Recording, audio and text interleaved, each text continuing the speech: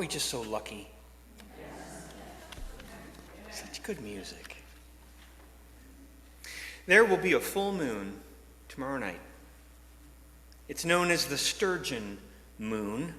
Nomenclature about the full moons follows local culture. Indigenous people around the Great Lakes call it the sturgeon moon, as that is the fish that is in abundance in August. But if you're in the southeast United States, the Cherokee call it the fruit moon.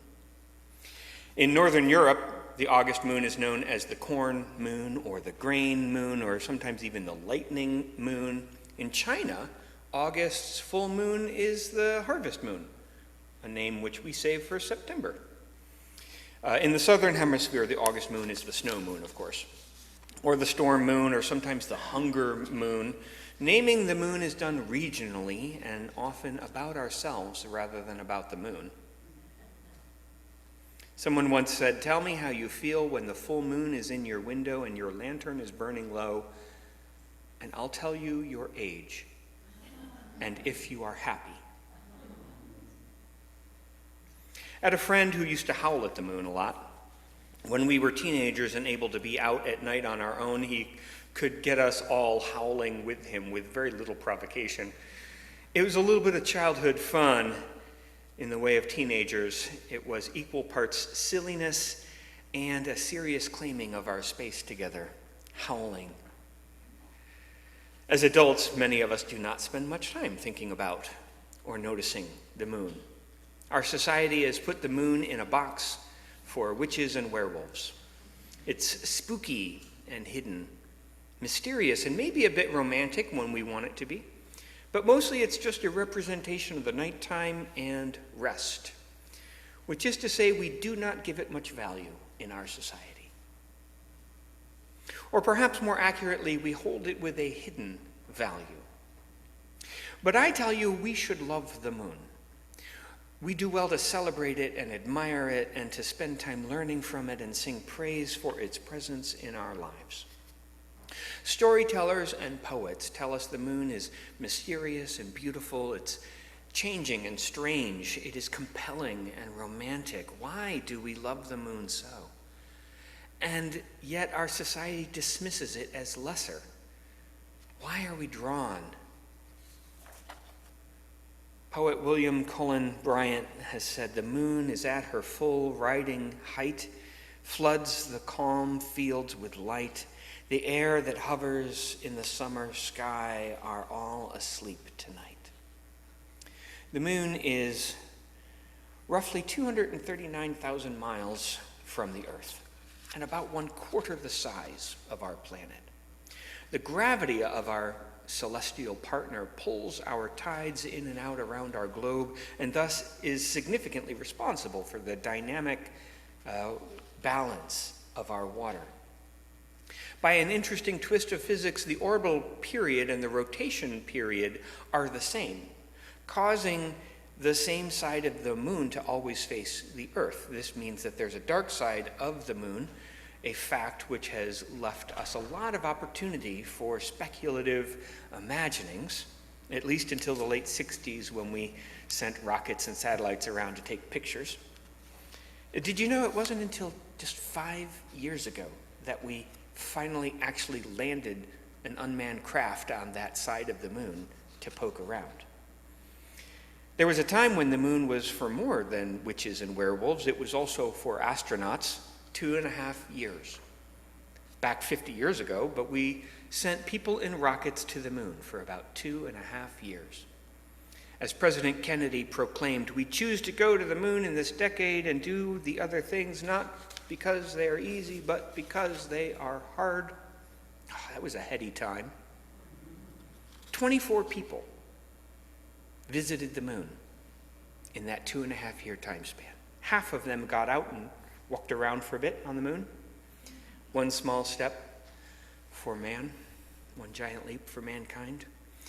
It was a time of demythologizing. It was a time of moon rocks and rocket fuel, right?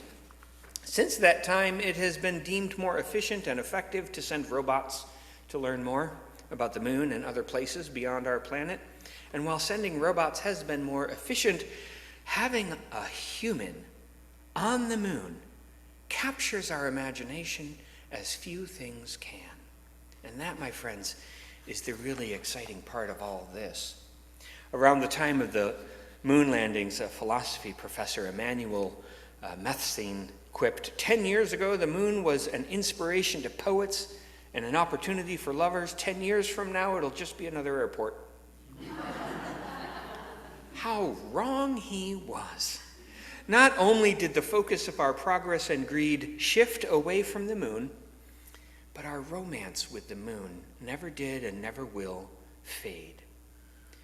Poet Chrissy Piney says she held the moon the way she held her own heart, as if it was the only light that could guide her through the darkest night.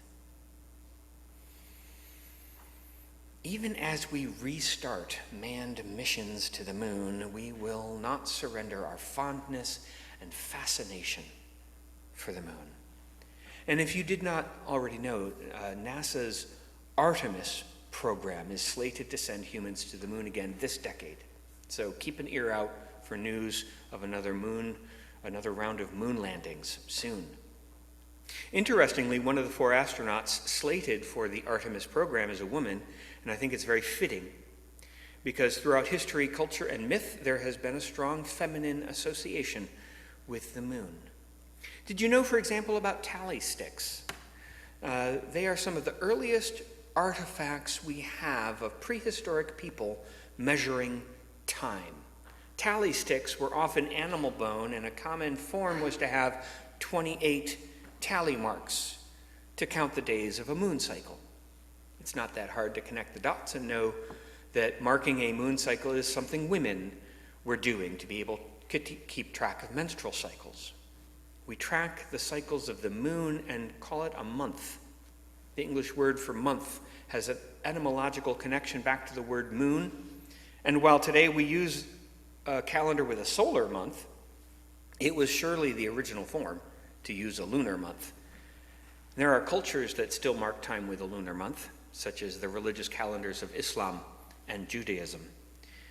And interestingly, at least I found it interesting, English is not the only language with this etymology between month and moon. Greek and Latin, of course, also have this connection, but so does Chinese and Japanese.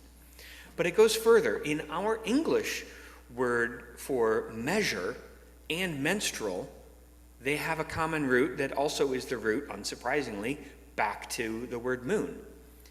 Because the tally sticks of 28 marks were an early way to measure a lunar month, and the reason to measure that was for our menstrual cycles. I make a point to say our menstrual cycles, because women are too often listed as secondary humans in culture and science. But it seems clear to me that women were leading the way by following the moon, and perhaps we can break away from our binary thinking of either the sun or the moon, in which one is better and the other is lesser, men and women, light and dark, when we recognize the dynamic balance in all things and honor the darkness as much as the light, particularly the interplay of dark and light that breaks us away from such binaries, then perhaps we will not be so shy about the moon or misogynistic about women. Tomorrow night is a full moon. It's also a blue moon and a supermoon. Quite special. The blue moon is a concept of reconciling the solar calendar and the lunar calendar. A blue moon happens either when you have 2 moons in one calendar month, or 4 moons in one season, when there's usually 3, right? If the lunar and solar calendars lined up perfectly, there would be 1 full moon per month and 3 full moons per season to give us 12 full moons in a year, but because 12 times 28 equals 336, that leaves us with 29 days, which is 29 shy of the solar calendar, which actually would make me think that there'd be 13 full moons every year. But the lunar rotation is not actually 28 days, as I was once taught and discovered by doing my own research that it's actually 29.5 days, because the universe really doesn't care about our even numbers. So we really only have a difference of about 11 days, meaning that there will not be a blue moon every year. But there is one this year, and it is tomorrow night. But I don't think that blue moons are really all that interesting because it's really just a math problem rather than a circumstance of physics.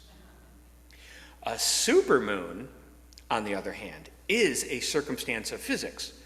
And worth noticing, tomorrow night's moon is also a supermoon. A supermoon is when the full moon occurs when the moon is closest to the Earth, remembering that the orbit is an elliptical path rather than a circular one. So the supermoon is when the moon is physically closest to the Earth, approximately 226 miles, 226,000 miles, which is 13,000 miles closer than the average distance. In short, it is closer and it will appear larger. That's why we call it a super moon. And we're going to experience a super moon for the next 4 consecutive full moons. I'll add all of this scientific information about the moon so as to encourage you to spend a little extra time with the moon over the next few months. Notice it, admire it, howl if you are drawn to do so. What can we learn about ourselves from the moon? Poet Anand Thakur writes, "Let the moon teach you the art of being beautiful and lonely at the same time." Perhaps you can consider the way the moon offers guidance for us during the darkness. Maybe that's something you can do.